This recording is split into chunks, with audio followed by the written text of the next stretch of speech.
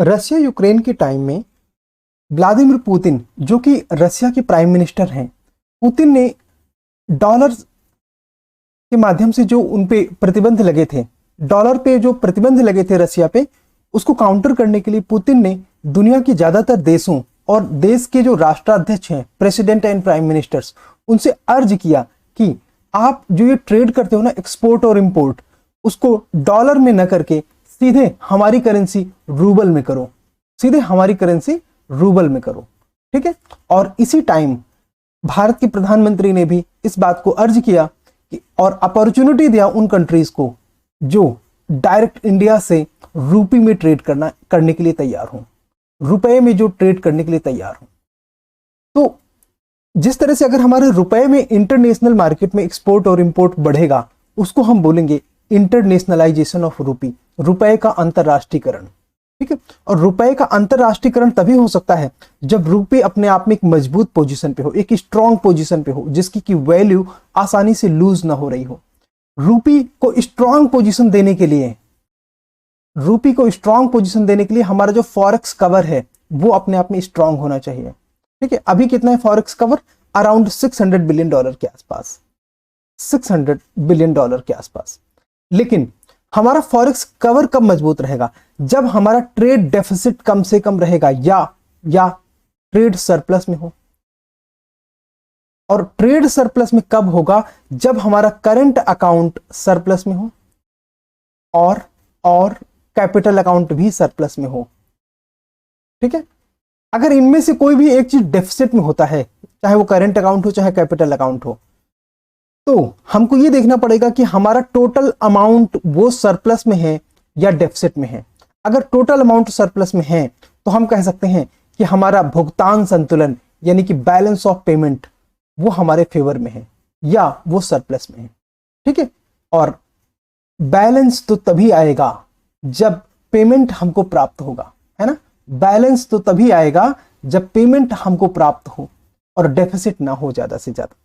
So friends, if you want to score more than 120 in prelims, इस lecture को बहुत ध्यान से देखिए, क्योंकि ये फाइनली वो लेक्चर है जिससे यूपीएससी बहुत सारे क्वेश्चन पूछता है। ठीक है। Okay. Now what is balance of payment? Important है, आइए देखते हैं। बैलेंस ऑफ पेमेंट व्यवस्थित रूप से एक वित्तीय वर्ष के लिए एक निश्चित अवधि, है ना, एक वित्तीय वर्ष के लिए एक निश्चित अवधि के लिए शेष दुनिया के साथ एक देश जैसे इंडिया, शेष विश्व मतलब भारत को छोड़ के बाकी सारे देश के बीच में आर्थिक लेन देन का सारांश होता है। उनके बीच में जो भी इकोनॉमिक ट्रांजैक्शन होते हैं, इकोनॉमिक ट्रांजैक्शन इंडिया का रेस्ट ऑफ द वर्ल्ड से होता है, उसकी समरी को हम कहते हैं बैलेंस ऑफ पेमेंट।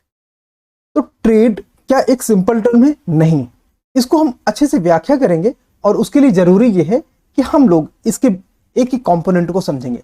चलिए पहले थोड़ा सा और बैलेंस ऑफ पेमेंट के बारे में आइडिया लेते हैं। बैलेंस ऑफ पेमेंट शेष दुनिया के साथ एक देश के निवासियों के बीच का लेन देन है, इसलिए भारत का बीओपी भारत के निवासियों। अब जब देखो, हमने रेजिडेंट का कॉन्सेप्ट यूनिट 1 में समझा था। ठीक है। यूनिट 1 में हमने रेजिडेंट का कॉन्सेप्ट समझा था। रेजिडेंट में पीपल आते हैं, व्यक्ति, कंपनियां आती हैं एंड गवर्नमेंट। ये तीनों भारत के अगर कही जाए तो ये भारत के रेजिडेंट हैं। ठीक है।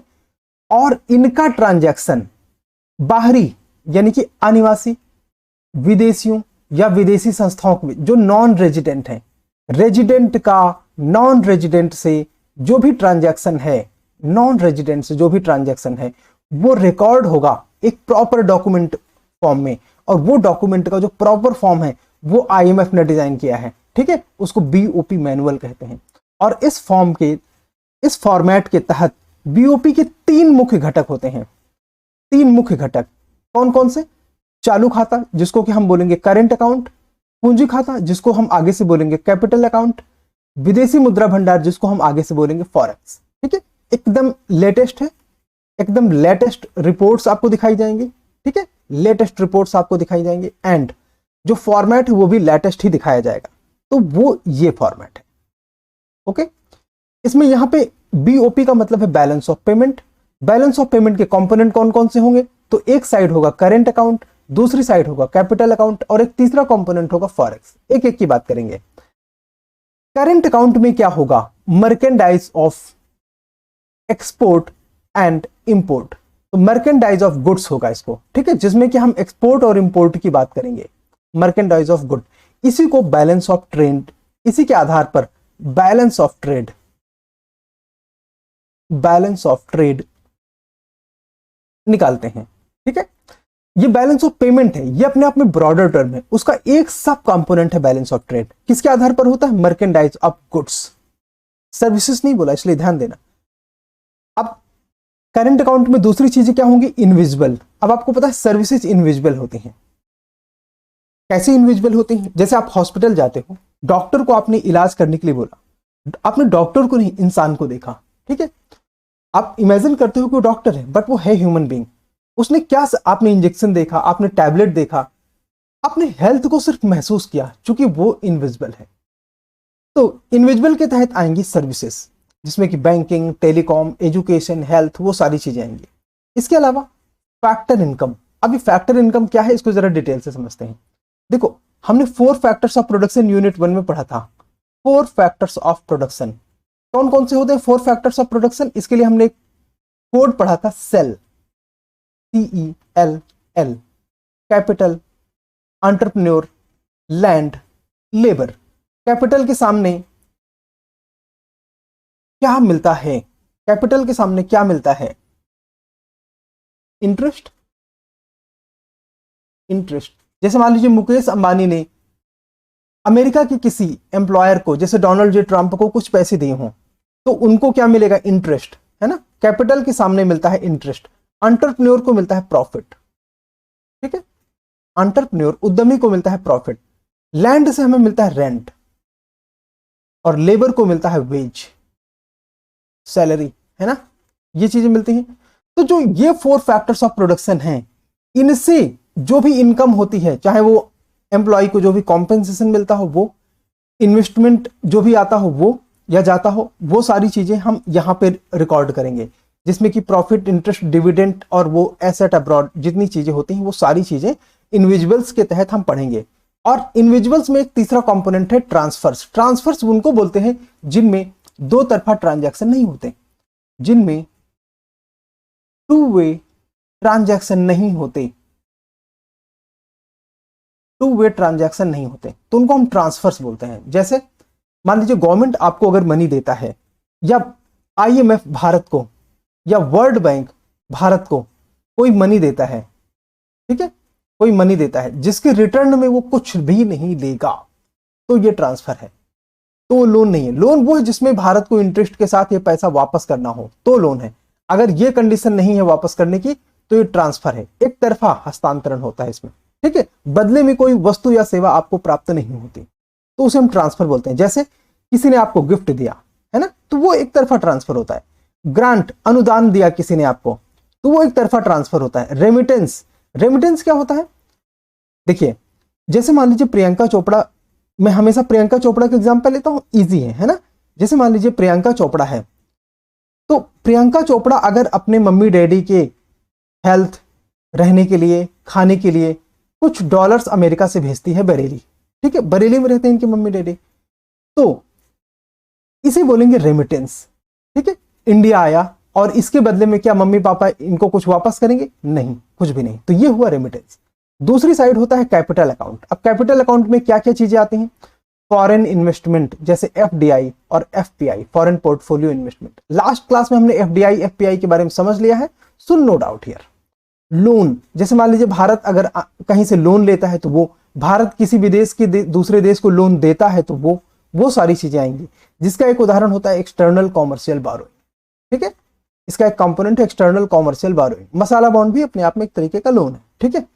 बैंकिंग कैपिटल, जिसमें कि NRI भारत के किसी अकाउंट में अपना पैसा रखते हैं, किसी बैंक में अपना पैसा रखते हैं, उसकी तरह उसके लिए टाइप्स ऑफ अकाउंट में हमने पढ़े थे कौन कौन से अकाउंट हैं जिनमें NRI अपना पैसा रख सकते हैं। एक था इनमें FCNR, काफी न्यूज में रहता है FCNR, इंपॉर्टेंट है, ठीक है। तो इतनी चीजें हैं जिनके माध्यम से कैपिटल अकाउंट बनता है। और इसका एक तीसरा कंपोनेंट है BOP का, जिसमें हम बोलते हैं फॉरेक्स। अगर आपका कैपिटल अकाउंट और करंट अकाउंट को जोड़ दिया जाए और जो अमाउंट आएगा फाइनली वो अगर धनात्मक है, प्लस में है, पॉजिटिव है, तो आपका फॉरेक्स बढ़ता चला जाएगा। ठीक है, और अगर कैपिटल अकाउंट और करंट अकाउंट को जोड़ने पर हमारा मान लीजिए कि करंट अकाउंट में डेफिसिट रहा हो, कैपिटल अकाउंट में जो भी सरप्लस या कमी आई हो, उस पैसे को अगर हम जोड़ते हैं और ये अमाउंट हमारा माइनस में आता है, ऋणात्मक आता है, तो ये हमारा फॉरेक्स जो है घटना शुरू हो जाएगा, जैसे कि 2023 में हुआ, 2022 में, 2023 में हुआ। हमारा फॉरेक्स करीब करीब पहुंच गया था 650 बिलियन डॉलर के आसपास। अब ये घट के कितना रह गया है, 565 बिलियन। ये अभी 2-3 दिन पहले का मैं आपको अपडेट बता रहा हूं, ठीक है, डॉलर में।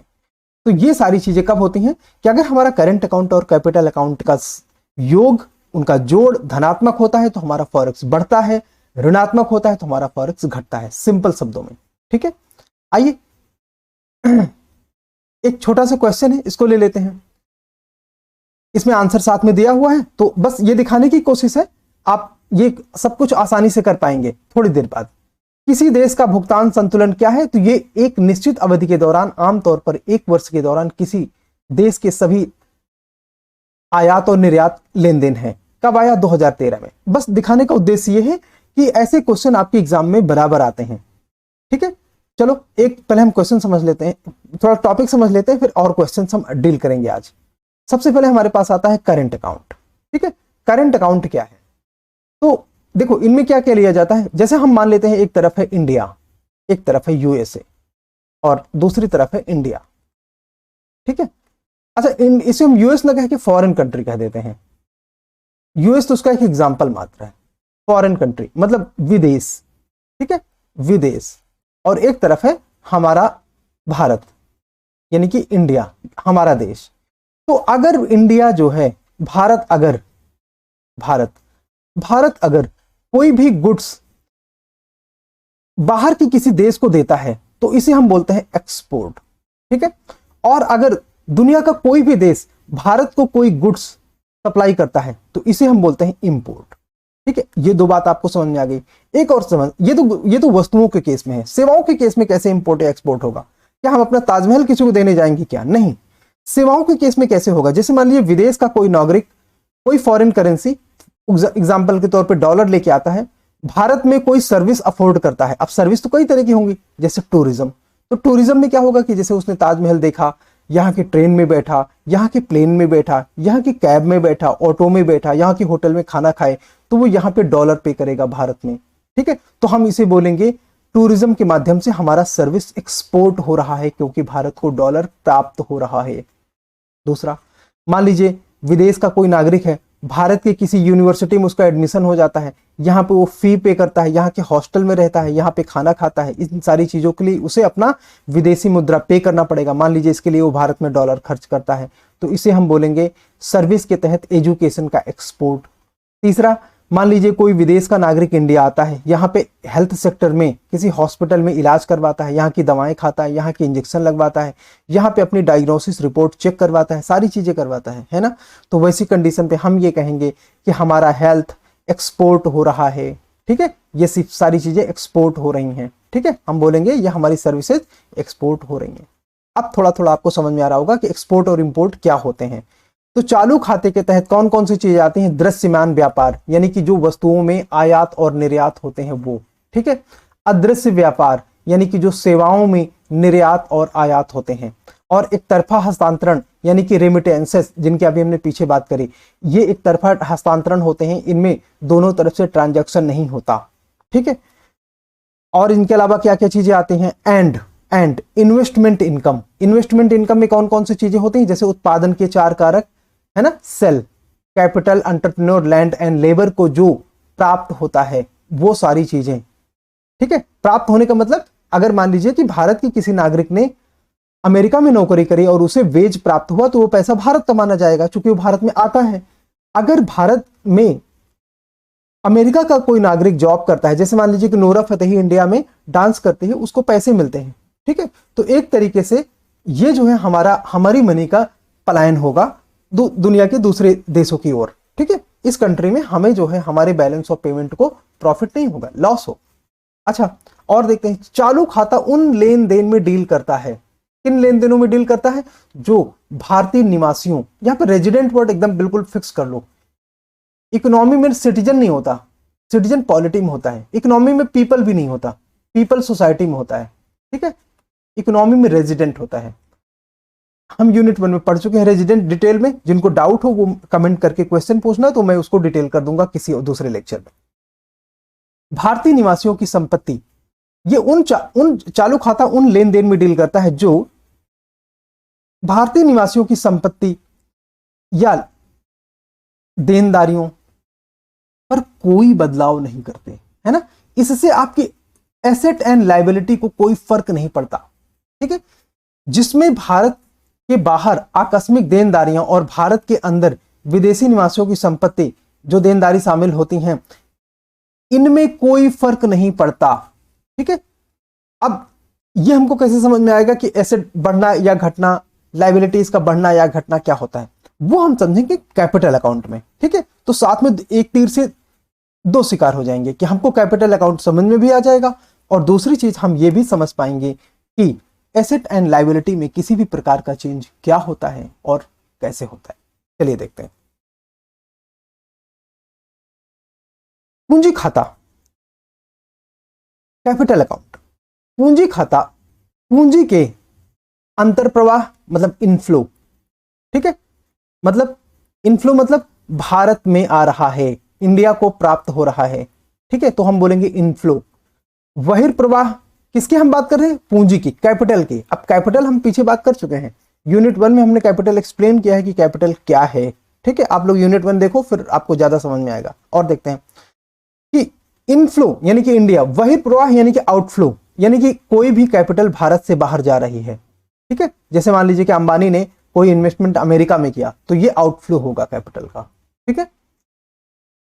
जिसमें भारत के बाहर आकस्मिक देनदारियां और भारत के अंदर विदेशी निवासियों की एसेट या देनदारियां शामिल होते हैं, लायबिलिटीज, है ना, एसेट एंड लायबिलिटी। तो मतलब कैपिटल अकाउंट वो अकाउंट होते हैं जिनमें जो चेंजेस हैं वो एसेट एंड लायबिलिटी के लेवल पे होते हैं। या तो आपकी एसेट बढ़ती है या घटती है, ठीक है। और अगर आपकी एसेट बढ़ती है, ठीक है, तो हो सकता है कि लायबिलिटी घटती हो। तो दूसरा ऑप्शन हमारे पास क्या आता है? या तो आपकी लायबिलिटी बढ़ती है या तो लायबिलिटी घटती है। किस केस, ये किस केस में होता है? कैपिटल अकाउंट में, ठीक है। पूंजी खाते में एफडीआई, एफपीआई जैसे विदेशी निवेश, कंपनियों और सरकारों द्वारा ऋण और एनआरआई के डिपॉजिट्स को हम बैंकिंग कैपिटल में शामिल करते हैं। ये सारी चीजें अभी हमने पीछे डिस्कस की थी, ठीक है, जब हमने फॉर्मेट डिस्कस किया था बीओपी का। तो ये सारी चीजें पूंजी खाते के तहत आती हैं। अच्छा, जो पीछे हमने क्वेश्चन सोल्यूशन देखा था ना क्वेश्चन के साथ, उसी तरह के एक और सोल्यूशन देखते हैं। ये क्वेश्चन आपको बाद में ब्लैंक भी मिल जाएंगे, लेकिन कुछ एक क्वेश्चन देख लो कि किस तरह के क्वेश्चन आते हैं यूपीएससी में। जैसे कि निम्नलिखित में से कौन सा पूंजी खाता है ना, कैपिटल अकाउंट का कौन कौन सा कंपोनेंट है। अब थोड़ा सा एक स्लाइड ऊपर जाते हैं, इसमें देख लो सारी चीजें लिखी हुई है कि कौन सा कैपिटल अकाउंट है। जैसे ये यहाँ पे हमारा कैपिटल अकाउंट है ना, इधर देखो, ये कैपिटल अकाउंट है। FDI, FPI, external commercial burrowing, loan, NRI deposits जो बैंकिंग कैपिटल के फॉर्म में है, ये सारी चीजें हमारी कैपिटल अकाउंट है। और बाकी इधर के करंट अकाउंट दिए हुए हैं। हम अब इस क्वेश्चन को देखते हैं। तो क्या विदेशी ऋण, लोन अपने आप में कैपिटल अकाउंट है? यस। दूसरा, क्या एफडीआई? यस। निजी प्रेषण यानी कि रेमिटेंसेस हमने पढ़ा था इनविजिबल्स के अंतर्गत करंट अकाउंट में, ठीक है।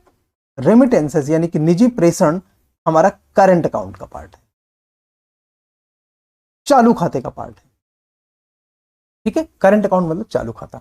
इसके अलावा एफपीआई यानी कि फॉरेन पोर्टफोलियो इन्वेस्टमेंट, हाँ, ये 1, 2 और 4 हैं। सो ये आंसर हो जाता है, ठीक है। चलिए और देखिए किस तरह क्वेश्चन आते हैं। 2014 के एक क्वेश्चन देख लेते हैं जो ये सारे क्वेश्चन यूपीएससी में पूछे गए हैं, ठीक है। भुगतान संतुलन, भुगतान संतुलन के संदर्भ में निम्नलिखित में से कौन सा सही है? ठीक है, भुगतान संतुलन, हाँ, भुगतान संतुलन के संदर्भ में निम्नलिखित में से कौन सा चालू खाता बनाता है, ये देखना है, ठीक है।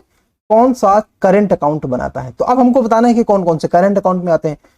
तो व्यापार संतुलन यानी कि बैलेंस ऑफ ट्रेड मैंने अभी बताया, ठीक है। इसके अलावा फॉरेन एसेट, मैंने बोला ना कि एसेट और लायबिलिटी में कोई चेंज नहीं करेगा करंट अकाउंट, तो ये विदेशी संपत्ति तो नहीं होगा। फिर अदृश्यों का संतुलन, इनविजिबल्स के बारे में हमने बात करी थी, इनविजिबल्स जिसमें सर्विसेज इत्यादि आते हैं, ठीक है, तो ये तो होगा 1 और 3 होगा। 4 एसडीआर, एसडीआर नहीं होता, एसडीआर एक तरीके से आपका वो कैपिटल है, ठीक है, आईएमएफ की कैपिटल, एसडीआर इसमें नहीं आएगा, तो ये भी बाहर। आंसर क्या होगा 1 और 3 केवल, ठीक है। ये आईएमएफ वाला चैप्टर पढ़ेंगे तो हम लोग पढ़ेंगे कि स्पेशल ड्राइंग राइट्स या विशेष आहरण अधिकार क्या होते हैं, ठीक है। चलिए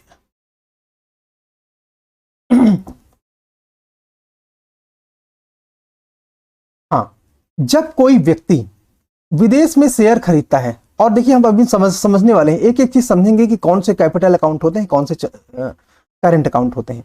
जब कोई व्यक्ति, उन्हीं चीजों की व्याख्या है अभी, ठीक है, विदेश में शेयर खरीदता है तो ये पूंजी खाते के अंतर्गत आता है, क्योंकि ये संपत्ति में बदलाव करता है। लेकिन अगर शेयरों से लाभांश प्राप्त होता है तो ये चालू खाते के अंदर, देखो लाभांश आएगा चालू खाते में, ठीक है, क्यों? क्योंकि ये संपत्ति में बदलाव नहीं कर रहा है। जरा समझते हैं कैसे, जरा एक एक देखते हैं पहले। कि मान लीजिए अंबानी ने विदेश की किसी कंपनी में शेयर खरीदा, ठीक है, स्टॉक खरीदा, शेयर, तो वो इसमें से पूंजी अपनी लगाता है, कैपिटल लगाता है, ठीक है। तो जब वो कैपिटल इसमें लगाता है, शेयर खरीदता है, तो ये उसके शेयर में बढ़ोतरी होती है, तो हम इसे बोलते हैं उसकी एसेट बढ़ रही है। एसेट क्या होता है, जिसको नहीं पता वो समझ लो, आप जो भी खरीदते हो अगर वो कैपिटल है तो वो आपकी एसेट होगी, ठीक है।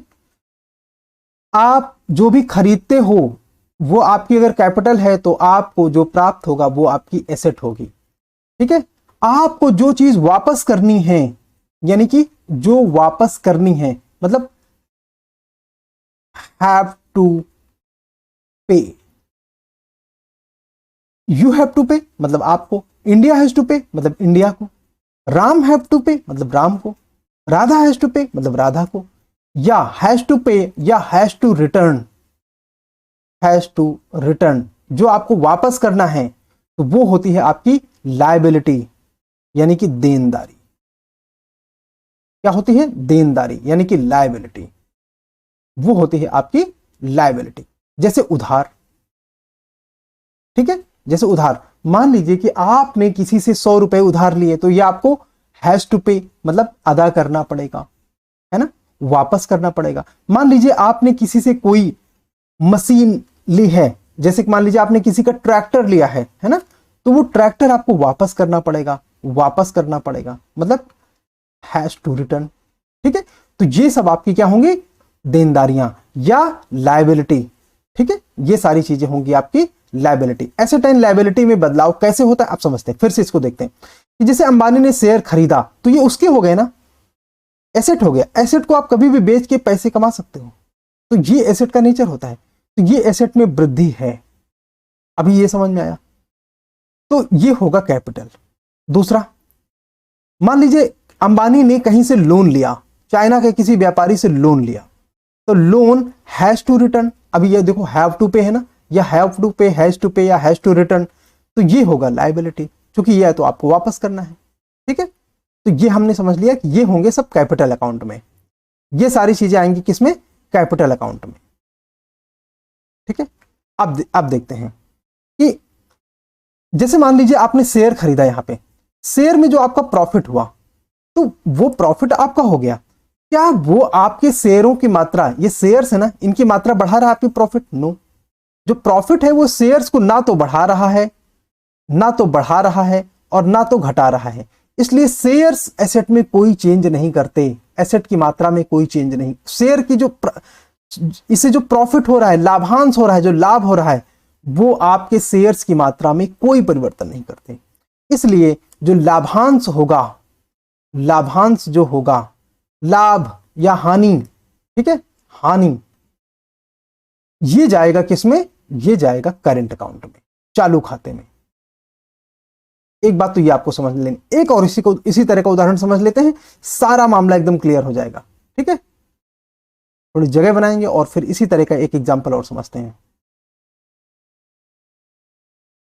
चलिए 1 मिनट, यहां आ जाएगा, इतने में काम हो जाएगा। देखते हैं, जैसे मान लीजिए कि भारत ने, इंडिया ने वर्ल्ड बैंक से लोन लिया, है ना, लोन लिया, तो लोन को हैज टू पे है ना, हैज टू पे, मतलब हैज टू पे का मतलब ये हो गया लायबिलिटी। तो ये आपकी लायबिलिटी बढ़ा रहा होगा या घटा रहा होगा, यहां पे बढ़ा रहा है, लायबिलिटी बढ़ा रहा है, मतलब कैपिटल अकाउंट होगा, पूंजी खाता होगा, ठीक है। अच्छा, अब मान लो आप इंटरेस्ट टाइम टाइम पे करते चले जा रहे हो, पे करते जा रहे हो, तो क्या आपकी लायबिलिटी कम हो रही क्या? अगर आपने 100 रुपए लोन में लिए हैं और हर महीने आप 10 रुपए इंटरेस्ट पे कर रहे हो, तो क्या ये 100 रुपए घट या बढ़ रहे हैं क्या? नहीं, यानी कि आपकी लायबिलिटी में इंटरेस्ट पे करने से कोई फर्क नहीं पड़ता।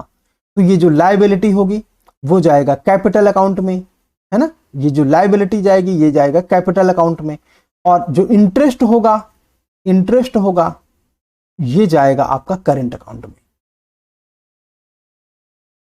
करंट अकाउंट में देनदारियों के साइड में जाएगा, ना देनदारियों को साइड में, ये जाएगा करंट अकाउंट में, क्योंकि ये आपका जो ना खर्च है, ये बेसिकली आपका किस नेचर का है? खर्च नेचर का, एक्सपेंडिचर नेचर का। किस प्रकार का खर्च? लोन लेने का खर्च, ठीक है, ये लोन लेने का खर्च है। तो अब आपको ये बात समझ में आ गई होगी कि कोई भी चीज क्यों करंट अकाउंट में रखी जाती है और क्यों कैपिटल अकाउंट में रखी जाती है।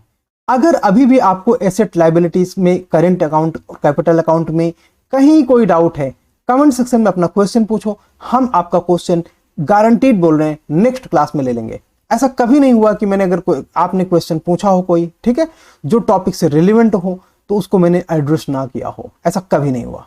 चलिए और देखते हैं। इस प्रकार हम जब किसी अंतरराष्ट्रीय एजेंसी से ऋण लेते हैं तो वो पूंजी खाते में आता है, क्योंकि वो दायित्व का सृजन कर रहा है, वो आपके लायबिलिटीज को बढ़ा रहा है। और जब ऋण पर ब्याज देते हैं तो वो चालू खाते में आ रहा है, क्योंकि इससे ब्याज भुगतान पिछली देनदारियों को कम नहीं करता, है ना। तो ये ब्याज भुगतान एक तरीके से क्या है? खर्च है, ठीक है, और खर्च आएगा करंट अकाउंट में। इसी तरह हम उपहार, अनुदान या प्रेषण प्राप्त करते हैं तो भविष्य में कोई दायित्व नहीं बन रहा, इसलिए वो सारी चीजें किस में आएंगी? चालू खाते में। आइए बीओपी को समझने के लिए और बेहतर तरीके से समझने के लिए एक उदाहरण पर विचार करते हैं।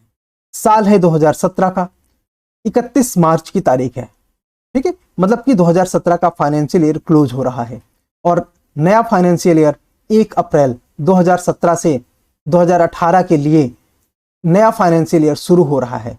तो एक पूरा वर्ष है हमारे पास, फाइनेंशियल ईयर को अभी हम एक वर्ष बोलेंगे।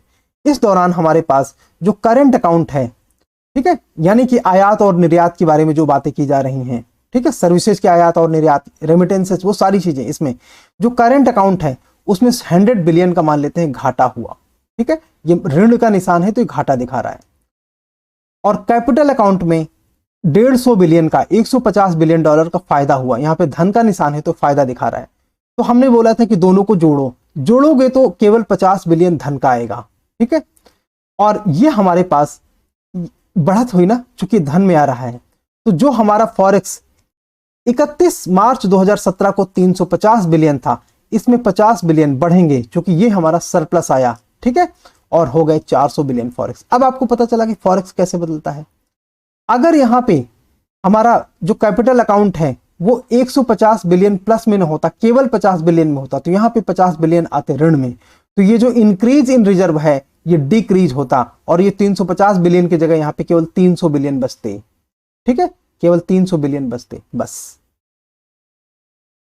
और देखते हैं, तो उसी सिद्धांत के आधार पर चालू खाता प्लस पूंजी खाता भुगतान का समग्र संतुलन निर्धारित करता है और यह बेस्ड है विदेशी मुद्रा में कितना परिवर्तन है। अगर आपका मान लीजिए भुगतान संतुलन आपके फेवर में है, ओवरऑल बैलेंस ऑफ पेमेंट आपके फेवर में है, तो आपको कुछ एक्स्ट्रा डॉलर्स मिलेंगे और आपका फॉरेक्स बढ़ेगा, ठीक है, आपका फॉरेक्स बढ़ेगा। भुगतान घाटा, है ना, बीओपी में भुगतान घाटा या अधिशेष का संतुलन, मतलब आपको बैलेंस ऑफ पेमेंट में घाटा हुआ हो या अधिशेष मतलब प्रॉफिट हुआ हो, चालू खाता और पूंजी खाते को के शेष को जोड़ने के बाद प्राप्त किया जाता है, ठीक है, प्राप्त किया जाता है, जिसके बाद विदेशी मुद्रा भंडार में जोड़ा या घटाया जाता है। हमने पीछे इसको समझ लिया। एक देश को बीओपी संतुलन में कहा जाता है जब उसके चालू खाते और पूंजी खाते का योग शून्य हो, ठीक है, तो वो संतुलित है। अगर ये धनात्मक है तो वो बीओपी फेवरेबल है, और जो चीज फेवरेबल होती है उसे हम मेंटेन करना चाहेंगे, है ना। अगर ये धनात्मक नहीं है, ऋणात्मक है, तो अनफेवरेबल है, मतलब हमारे लिए नुकसान का है और हम उसे खत्म करना चाहेंगे, ठीक है। अगर ये ऋण में है तो आरक्षित लेन देन को बीओपी में समायोजन मद के रूप में देखा जाता है। रिजर्व ट्रांजैक्शन और seen as accommodating to BOP, मतलब आप अपने फॉरेक्स से अगर मान लीजिए आपका बीओपी सरप्लस में है तो आप इसमें जोड़ देते हो, अगर आपका बीओपी डेफिसिट में माइनस में है तो आप इसमें घटा देते हो, तो उसको हम बोलते हैं कि जो आपका रिजर्व है, जिसको हम फॉरेक्स भी बोलते हैं, फॉरेन एक्सचेंज रिजर्व है ना बेसिकली, तो उसी को रिजर्व बोलते हैं। तो इससे हम अकोमोडेट करते हैं, संतुलित करते हैं अगर हमारा घाटा है तो, और मुनाफा है तो इसमें हम जोड़ के पैसा उसको संतुलित कर देते हैं, ठीक है। अब देखते हैं कि फॉरेक्स कवर क्या होता है। वर्तमान में भारत का फॉरेक्स कवर करीब करीब 600 बिलियन डॉलर के आसपास है। हमारा मंथली इंपोर्ट कितना है, करीब करीब 50 अरब डॉलर के आसपास, यानी कि 50 बिलियन डॉलर के आसपास, ठीक है। ऐसी कंडीशन में अगर हम अतिरिक्त विदेशी मुद्रा नहीं कमाते तो 600 बिलियन अरब डॉलर आयात के 12 महीनों के लिए पर्याप्त होगा, क्योंकि एक महीने में औसतन 50 बिलियन डॉलर खर्च होंगे, ठीक है।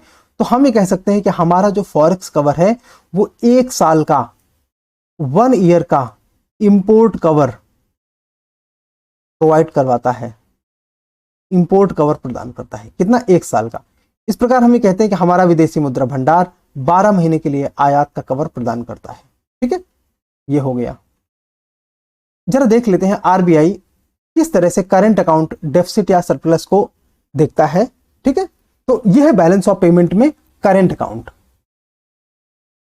क्वार्टरली डेटा है, ठीक है, जैसे अक्टूबर 2019 फिर जनवरी 2019, तो एक 3 महीने के बीच में दिया गया है। यहां पे ये ऋणात्मक चिन्ह दिखाता है कि 7,553 डॉलर का करंट अकाउंट डेफिसिट हुआ, और ये धनात्मक दिखाता है कि सरप्लस हुआ। Deficit surplus, deficit surplus, deficit surplus, जोड़ते चले जाते हैं, है ना, जोड़ते चले जाते हैं। तो एक फाइनेंशियल ईयर में जब हम चेक करते हैं तो हमारा फाइनेंशियल ईयर क्या होता है, 31 मार्च,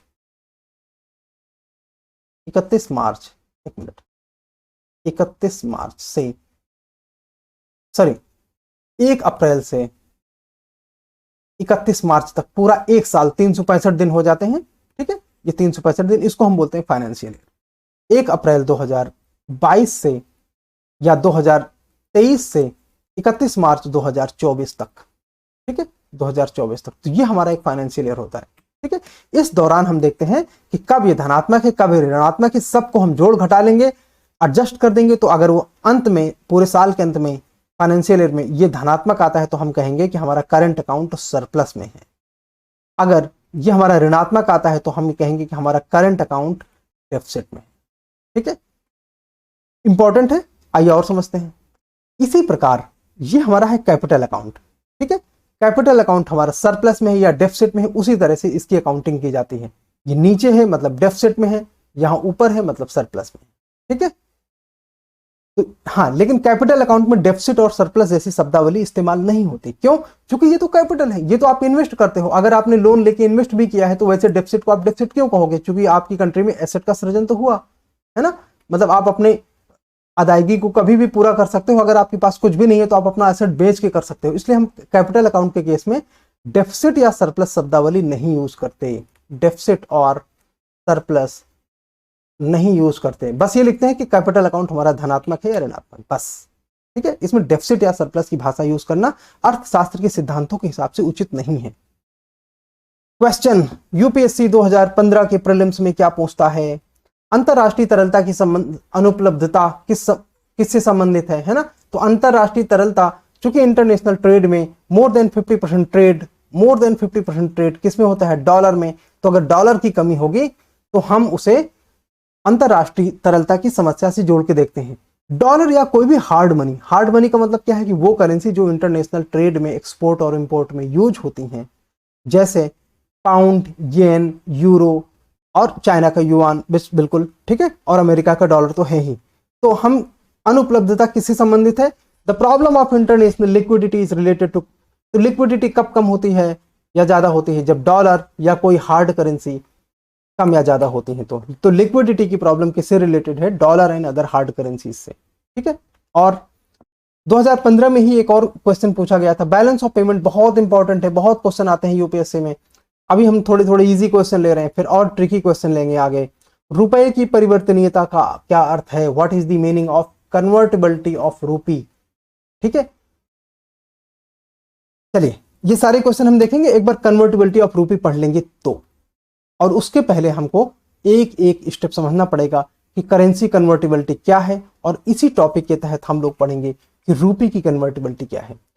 तो जरा देखते हैं, पहले सिंपल शब्दों में समझें कि कन्वर्टिबिलिटी का मतलब क्या है। रूपी की कन्वर्टिबिलिटी का मतलब, अगर आरबीआई या भारत की सरकार, आरबीआई होता है, इन्हीं को पकड़ के चलते हैं, अगर आरबीआई आपको परमिशन देता है कि आप फॉरेन गुड्स खरीदो, तो फॉरेन गुड्स खरीदने में आपको क्या लगेगा?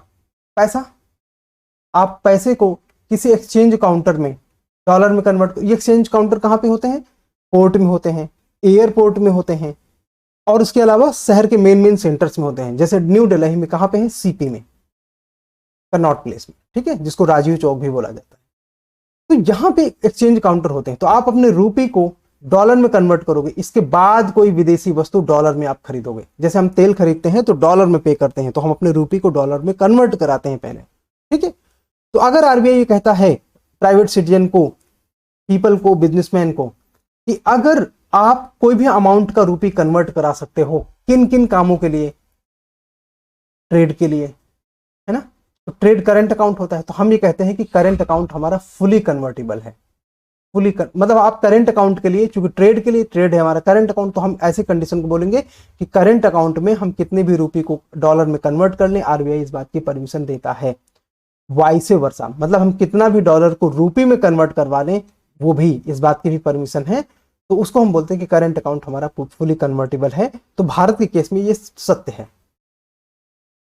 कि भारत का करंट अकाउंट, पूरी ट्रुथ है कि भारत का current account convertibility fully available है, यानी कि भारत का करंट अकाउंट फुली कन्वर्टिबल है, फुली कन्वर्टिबल है। और कैपिटल अकाउंट पार्शियल, है ना। तो जो कैपिटल अकाउंट की गतिविधियां हैं पीछे का, वो याद है ना फॉर्मेट, तो उसमें पूरी तरह से कन्वर्टिबिलिटी आरबीआई अलाउ नहीं करता, पार्शियली अलाउ करता है। तो हम लोग इन दोनों चीजों को अब अच्छे से समझते हैं, ठीक है। ये तो हो गया सिद्धांत। भारत में मुद्रा की परिवर्तनीयता, प्रथम विश्व युद्ध से पहले पूरी दुनिया गोल्ड स्टैंडर्ड यानी कि स्वर्ण मान के मानक यूज करता था। अब इसका क्या मतलब है जरा देखते हैं, बस अभी आते हैं।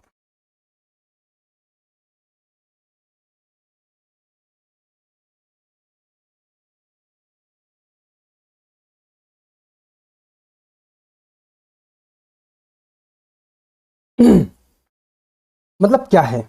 मतलब ये है गोल्ड स्टैंडर्ड का मतलब कि डॉलर अभी इंटरनेशनल करेंसी उस तरह से स्टैब्लिश नहीं हुई है, बट गोल्ड हर जगह अवेलेबल है। तो अगर ये मान लिया जाए कि 10 ग्राम गोल्ड के लिए, मान लेते हैं कोई टाइम है, जैसे हम मान लेते हैं 1920 है, ठीक है, या 1910 है, प्रथम विश्व युद्ध के पहले, तो 1910 या 1900 का टाइम मान लेते हैं, या कर्जन का टाइम मान लेते हैं, है ना, 1905 के आसपास तक कर्जन था भारत में, ये टाइम मान लेते हैं। तो 10 ग्राम गोल्ड की मान लेते हैं कीमत 100 रुपी है उस समय। तो 10 ग्राम गोल्ड के लिए अमेरिका में कितना डॉलर लगता है? मान लेते हैं वहां पे लगता है $80, ठीक है। तो हम इस आधार पर इन दोनों को ध्यान में देख के करेंसी को कन्वर्ट करेंगे, मतलब हम $80 को 100 रुपए के बराबर मानेंगे फिर, ठीक है। तो इस तरह से था, जनरली कितना था, अप्रोक्सीमेटली इक्वल रहा करता था उस समय। अगर हम 1905 के केस में कहेंगे तो ये लगभग इक्वल था, मतलब एक जितना, अगर 10 ग्राम सोने के लिए भारत में 80 रुपए पे करने हैं तो अमेरिका में करीब करीब $100 पे करने पड़ते थे। ये थी रियलिटी, ये रियलिटी थी। तो इस तरह से 1 रुपए बराबर $1 के आसपास पड़ता था, ठीक है। ये कंडीशन आपको पता चली, 1 रुपए बराबर $1 पड़ता था। तो इस तरह से दुनिया की अलग अलग करेंसी की गोल्ड के सामने उनका करेंसी कितना वेट रखता है, और भारत में गोल्ड के सामने भारत की करेंसी कितना वेट रखती है, तो करेंसी को इस तरह से कन्वर्टेबल माना जाता था। ठीक है, गोल्ड स्टैंडर्ड इस तरह से फॉलो किए जाते थे। लेकिन 1971 में ब्रेटन वुड्स की विफलता के बाद प्रेसिडेंट निक्सन ने अनाउंस किया कि वो गोल्ड स्टैंडर्ड को फॉलो नहीं करेंगे और डॉलर में कन्वर्टिबिलिटी को अलाउ करेंगे। ठीक है, और इसके साथ ही डॉलर्स में कन्वर्टिबिलिटी होलसेल शुरू हो गई। वैसे आपको बताएं ब्रेटन वुड कब आया, 1944। 1944 में गोल्ड स्टैंडर्ड और डॉलर दोनों को करेंसी के लिए कन्वर्टिबिलिटी अलाउ कर दिया गया था, लेकिन ब्रेटन वुड लगभग फेल माना गया और गोल्ड की जो परमिशन थी वो अपने आप में यूजफुल नहीं रही और डॉलर के तहत कन्वर्टिबिलिटी को आगे बढ़ाया गया प्रेसिडेंट निक्सन के द्वारा। मुद्रा की परिवर्तनीयता का क्या मतलब है? एक देश की मुद्रा विदेशी मुद्रा में परिवर्तित हो सकती है या हो जाती है और विलोम से मतलब विदेशी मुद्रा को भारत की मुद्रा में परिवर्तित करने की परमिशन हो तो हम इसे बोलते हैं करेंसी इज कन्वर्टेबल, यानी कि मुद्रा परिवर्तनीय है या मुद्रा की परिवर्तनीयता अलाउड है। ठीक है, अच्छा ये रिचर्ड निक्सन वाली जो कहानी ना, ये हमने आपको बता दिया है। ठीक है, तो इधर आप बहुत परेशान होने की जरूरत नहीं है। बाकी ब्रेटन वुड डिटेल में पढ़ेंगे आईएमएफ और वर्ल्ड बैंक वाले चैप्टर में। तो चालू खाते में परिवर्तनीयता क्या होती है? आरबीआई बीओपी के चालू खाते के तहत किसी भी लेन देन के लिए रुपए को विदेशी मुद्राओं में और विदेशी मुद्राओं को रुपए में बाजार मूल्य पर यानी कि एनईआर पर, नॉमिनल एक्सचेंज रेट पे, हमने यूनिट 4 के पहले दूसरे चैप्टर में नॉमिनल एक्सचेंज रेट पढ़ा था, आप लोग इसे रिवाइज कर लेना। ठीक है, वो पूर्णतया रूपांतरण की अनुमति देता है, यानी कि हमारा जो करंट अकाउंट है वो पूरी तरह से कन्वर्टेबल है। इसे चालू खाते में रुपए की पूरी तरह से परिवर्तनीय है ऐसा कहा जाता है। ठीक है, 1991 में आर्थिक सुधार शुरू हुए जिसके तहत 1993 में भारत में रूपी को करंट अकाउंट के तहत पूरी तरह कन्वर्टेबल बनाया गया, यानी कि भारत में करंट अकाउंट पूरी तरह से कन्वर्टेबल कब तक नहीं था? 93 तक। आर्थिक सुधारों की घोषणा हुई 1991 में और इसके बाद से ही करंट अकाउंट कन्वर्टेबिलिटी शुरू हो गया। तो अब करंट अकाउंट में क्या चीज आती है ये आप देख चुके हैं, आयात निर्यात अदृश्य व्यवहार चालू पारस्परिक लेन देन, जिनमें से यात्रा शिक्षा ये सारी चीजें आती हैं। तो ये हम पीछे कर चुके हैं, करंट अकाउंट के तहत क्या क्या चीजें आती हैं उनमें रुपए पूरी तरह से कन्वर्टेबल है। तो पूंजी अकाउंट की क्या कहानी है, पूंजी खाते की क्या कहानी है, कैपिटल अकाउंट की कन्वर्टेबिलिटी कैसी है? आंशिक, मतलब इसमें कन्वर्टेबिलिटी की कुछ परमिशन तो है लेकिन बहुत लिमिटेड अमाउंट में। ज्यादातर के केस में आपको आरबीआई से परमिशन लेना पड़ेगा, ज्यादा अमाउंट के केस में आरबीआई से परमिशन लेना पड़ता है। आरबीआई बीओपी के पूंजी खाते के तहत लेन देन के लिए रुपए को विदेशी मुद्राओं में और विदेशी मुद्रा को रुपए में पूर्ण रूपांतरण की अनुमति नहीं देता। ठीक है, आरबीआई और सरकार द्वारा पूंजी खाते के तहत लेन देन में मूल्य पर सीमाएं लगाई गई हैं, मतलब छोटे अमाउंट के लिए दिक्कत नहीं है, बड़े अमाउंट के लिए दिक्कत है। ठीक है, पूंजी खाते में रुपया आंशिक रूप से परिवर्तनीय माना जाता है। देखो सच्चाई क्या है, सच्चाई यह है कि अगर आप डॉलर लेके भारत आ रहे हो तो आपको कैपिटल अकाउंट में गवर्नमेंट को क्या दिक्कत है डॉलर लेने में, है ना? तो वहां पे कैपिटल अकाउंट में भी कन्वर्टेबिलिटी है अगर आप डॉलर लेके भारत आ रहे हो तो। लेकिन अगर आप रुपया लेके भारत से बाहर जाना चाहते हो रुपया लेके, तो इधर जो है आरबीआई डंडा लिए खड़े हैं और आपको स्मॉल अमाउंट के लिए अलाउ करेगी, स्मॉल अमाउंट के लिए अलाउ करेगी, लार्ज अमाउंट के लिए नहीं, लार्ज अमाउंट के लिए नहीं। ठीक है, भारत में प्रत्यक्ष और पोर्टफोलियो निवेश शुरू करने के लिए विदेशी निवेशकों और एनआरआई के लिए पूंजी खाते में परिवर्तनीयता मौजूद है। एफडीआई मतलब अगर आप भारत में पैसा लाना चाहते हो तो इनवर्ड एफडीआई अलाउड है, मोस्ट सेक्टर्स में, ज्यादातर में अलाउड है। ठीक है, क्योंकि एफडीआई पूंजी खाते के तहत आता है। इनवर्ड एफडीआई अलाउ है मतलब आप बाहर से डॉलर लेके इंडिया आ सकते हो, बाहर से विदेशी करेंसी लेके इंडिया आ सकते हो। लेकिन अगर आप भारत से रुपया बाहर ले जाना चाहते हो तो उसमें दिक्कतें हैं। पूंजी खाते में परिवर्तनीयता के संबंध में रिजर्व बैंक ने एक कमेटी को अपॉइंट किया था जो कि एसएस तारापुर के अंतर्गत थी, इनकी अध्यक्षता में थी।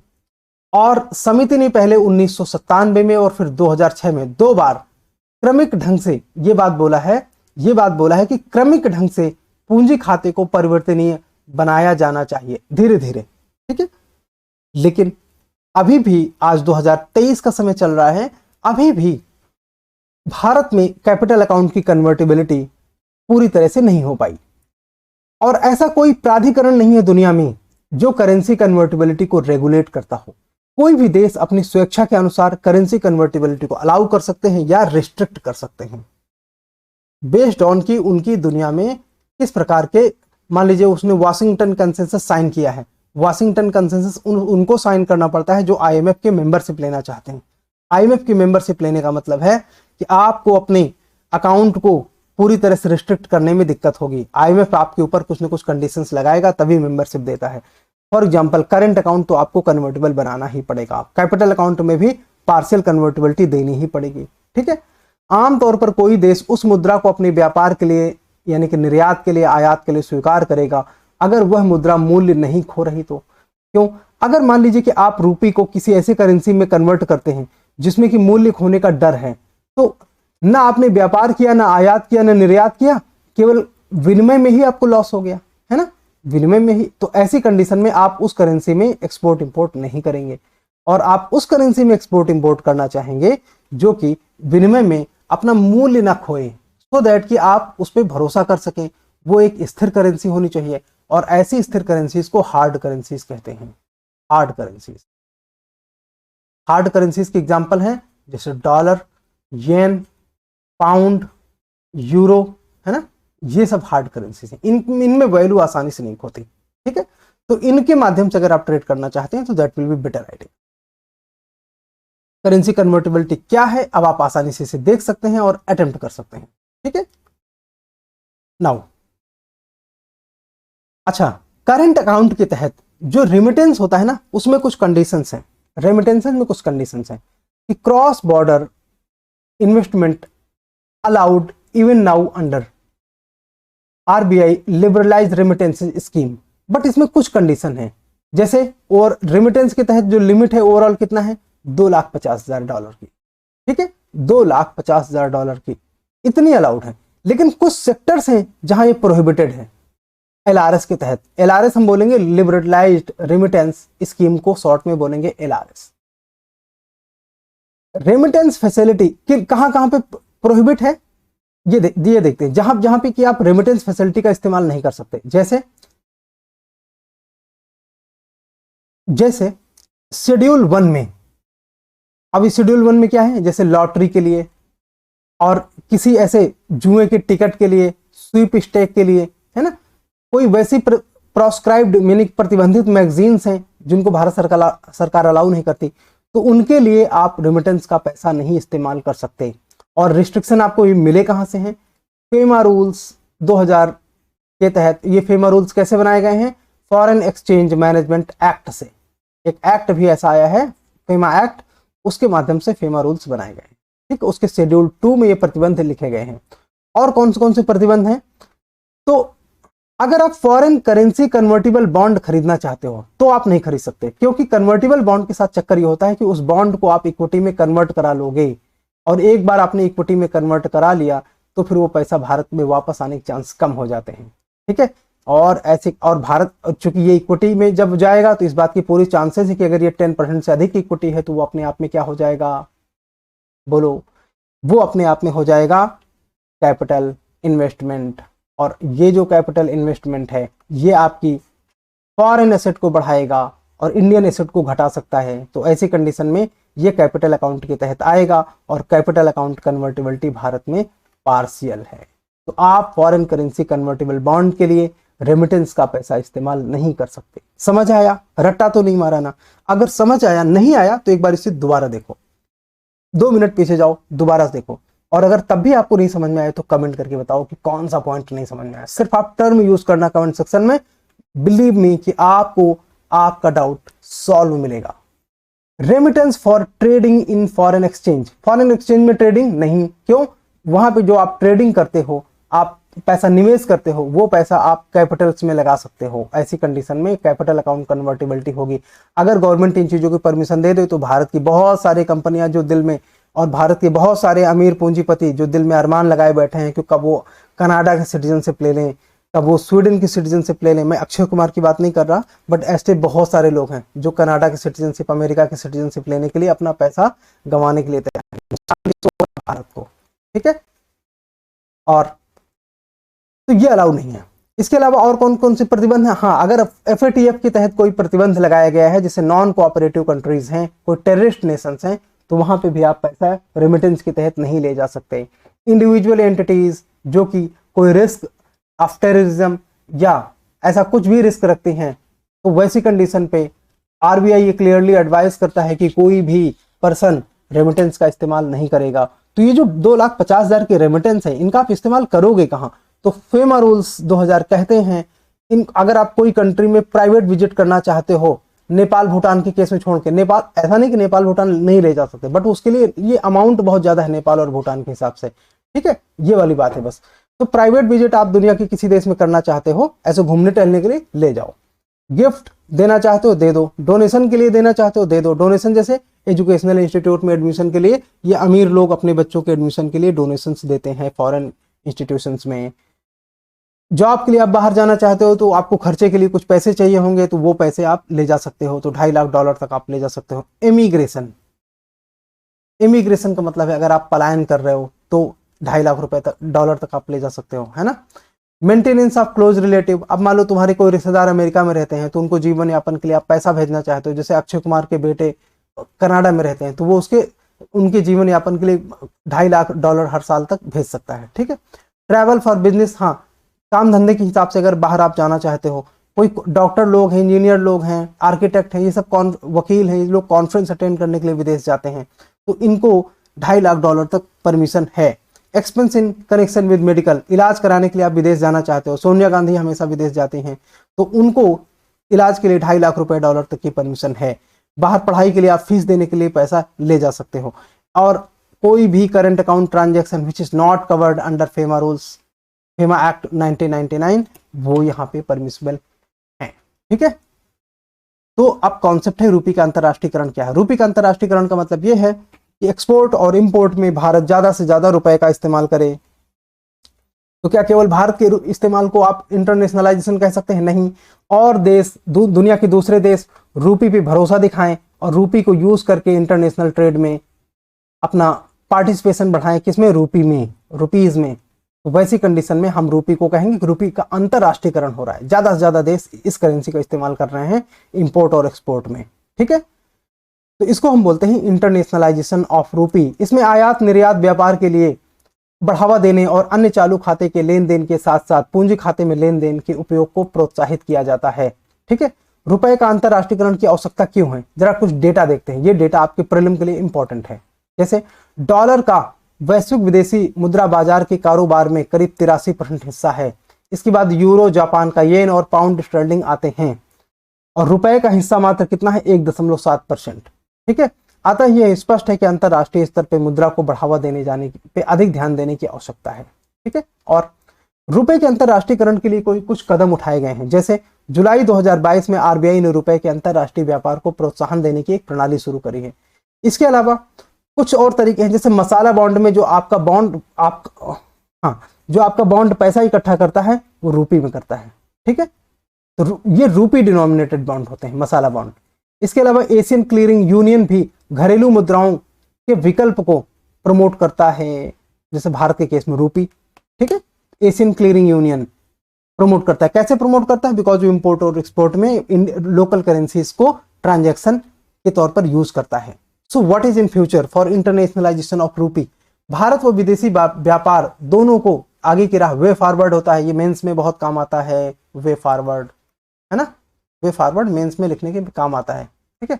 भारत व विदेशी बाजार दोनों में वित्तीय साधनों के संदर्भ में रुपए के उदारीकृत भुगतान, है ना, लिबरलाइज पेमेंट और सेटलमेंट को अपनाना चाहिए, जिसके तहत दुनिया के दूसरे देश आकर्षित होंगे इस करेंसी में पेमेंट करने के लिए। और हाँ, स्वैपिंग में चूंकि आप लोकल करेंसी को फॉरेन करेंसी में स्वैप करते हो, तो जिसके माध्यम पे आप रूपी के इंटरनेशनलाइजेशन को प्रमोट करते हो, चूंकि आपकी लोकल करेंसी किसी और के पास पहुंचती है।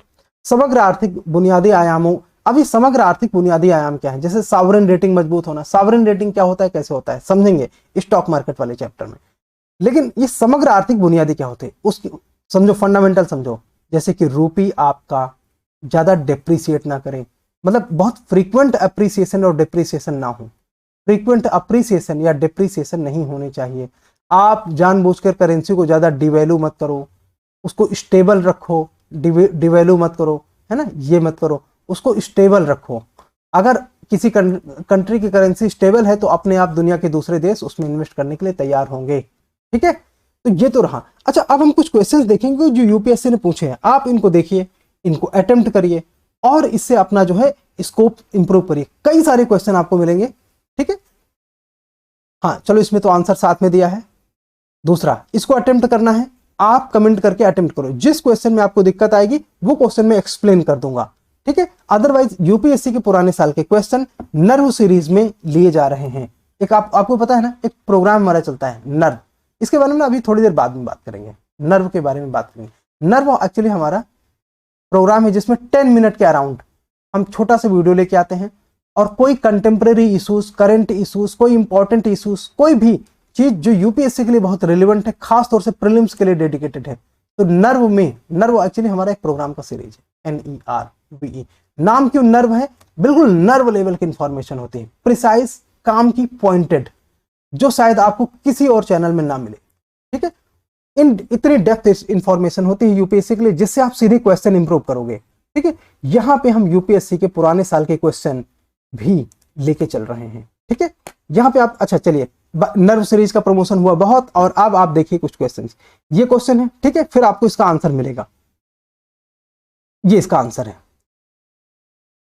Okay, next question. हाँ, कुछ सेकंड के लिए आप इसे पॉज कीजिए और अटेम्प्ट कीजिए। ठीक है, देन इसका आंसर आएगा लाइक दिस।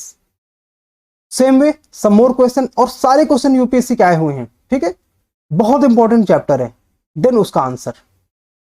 फिर कुछ, अच्छा चलो, यहां समाप्त हुआ। नर्व सीरीज के बारे में हम जैसे कि बता चुके हैं। नर्व सीरीज में आपको प्रीलिम्स की फोकस बहुत सारी इंपॉर्टेंट चीजें मिलेंगी, तो देखते रहिए दी कॉन्सेप्चुअल आईएएस। और हाँ, कमेंट करना नहीं भूलना। ठीक है, आपका कमेंट हमको गाइड करता है कि हमारा प्रोग्राम आपको सेटिस्फाई कर रहा है कि नहीं। ठीक है, अल्टीमेटली स्टूडेंट्स का सेटिस्फैक्शन, और ये सेटिस्फैक्शन उनकी मनमर्जियां वाला सेटिस्फैक्शन नहीं है, उनका नॉलेज अगर बढ़ रहा है तो। ठीक है, अगर नॉलेज एनहेंसमेंट हो रहा है तो वैसा जो सेटिस्फैक्शन है ना, हम उस सेटिस्फैक्शन की बात कर रहे हैं। अगर स्टूडेंट का सेटिस्फैक्शन नहीं है तो फिर दिक्कत है। तो आपके सेटिस्फैक्शन के लिए आप हमको कमेंट करके बताओ कि क्या ये पार्ट आपको समझ आ रहा है या नहीं। Okay, thank you so much for watching the conceptual IAS, because UPSC is very conceptual. Bye bye, Tata.